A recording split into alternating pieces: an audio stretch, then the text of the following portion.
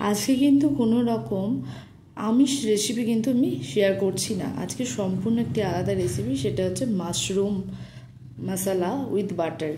তো যদিও আমি এখানে পেঁয়াজ রসুনের ব্যবহার করেছি, অনেকে কিন্তু মাশরুমটা পেঁয়াজ রসুন না দিয়েও করে। তো নমস্কার, আমি সুপ্রিয়া। আশা করছি আপনারা সকলে খুব ভালো আছেন। সুপ্রিয়াস ফুড ডায়েরিতে নতুন একটি ভিডিওতে আপনাদের সকলকে জানাই স্বাগত। তো চলুন শুরু করা যাক।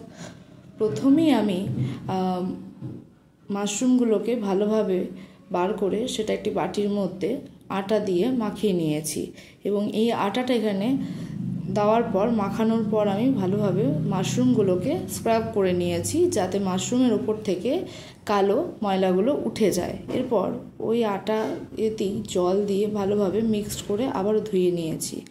ভালোভাবে ধোয়া হয়ে গেলে আমি মাশরুমগুলোকে কিন্তু ছোট ছোট পিস করে কেটে নিয়েছি। অনেকে এখানে গোটা পিস রাখেন, বাট আমি যেহেতু মশলা মাশরুম করব আর গোটা পিস সবসময় ভালো লাগে না, তো সেই কারণে আমি 2 থেকে 3টে ছোট পিস করে নিয়েছি। এরপর মাশরুমটা কাটা হয়ে গেলে একটি বাটিতে নুন আর কাশ্মীরি লঙ্কার গুঁড়ো দিয়ে ভালোভাবে মাখিয়ে নিয়েছি। এখানে কিন্তু আমি নুন দিইনি, কারণ জল বেরোবে। এরপর কড়াই গরম হয়ে গেলে 1 চামচ মতো বাটার অ্যাড করেছি। বাটারটা ভালোভাবে মেল্ট হয়ে গেলে, ভালোভাবে মেল্ট হয়ে যাওয়ার পর ওই যে মাখিয়ে রাখা যে মাশরুমটা ছিল নুন হলুদ মাখানো, সেটা আমি ভালোভাবে দিয়ে হালকা করে ফ্রাই করে নিয়েছি। এবং একটা জিনিস এখানে দেখতে পাবেন যে ভাজতে গিয়ে অনেকটা পরিমাণে জল কিন্তু বেরিয়ে আসবে মাশরুম থেকে। তো যতক্ষণ না পর্যন্ত সেই জলটা মরবে ততক্ষণ পর্যন্ত কিন্তু ভাজতে হবে এবং তুলে নিতে হবে।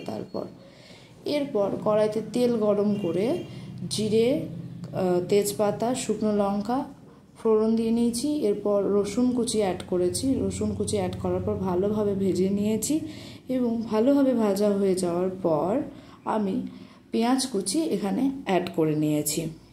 পেঁয়াজ দিয়ে ভালোভাবে নাড়ানোর পর এখানে আমি রসুন, পেঁয়াজ আর আদা খুব সামান্য পরিমাণে একটা পেস্ট বানিয়ে নিয়েছিলাম, যাতে মশলাটা ঠিকঠাক হয়। এরপর ভালোভাবে করার পর আমি হলুদ আর নুন দিয়ে আবারও ভালোভাবে নাড়িয়ে নিয়েছি মশলাটাকে। তো যতক্ষণ না পর্যন্ত মশলাটা থেকে তেল ছাড়ছে ততক্ষণ নাড়াতেই হবে। এরপর আমি টমেটোর সাথে অল্প পরিমাণে চাল মগজ বাটা ইউজ করেছি এখানে। তো এখানে যদি মনে করেন কাজু বাটা ইউজ করবেন তাও করতে পারেন, সাথে চাল মগজ সেটাও করতে পারেন। আমি আজকের এই রেসিপিটিতে শুধু চাল মগজ ইউজ করেছি। তো সেটি ভালোভাবে দিয়ে দেওয়ার পর ভালোভাবে সেটাকে নাড়িয়ে নিয়েছি। এবং দেখুন, এটা অনেকক্ষণ ধরেই জমে আসছিল। তো এই কারণে আমি এখানে ছোট বাটিতে দু বাটির মতো ছোট বাটিতে আমি এখানে জল দিয়ে নিয়েছি, এবং ভালোভাবে নাড়ানোর পর ওই ভেজে রাখা মাশরুমগুলোকে এখানে অ্যাড করেছি। অ্যাড করার পর এবার সমানে সেটাকে কষিয়ে গেছি। যখনই দেখেছি এটা কষানো হয়ে গেছে তখনই আমি এটা নামিয়ে নিয়েছি। তো কেমন লাগলো অবশ্যই জানাবেন। ধন্যবাদ।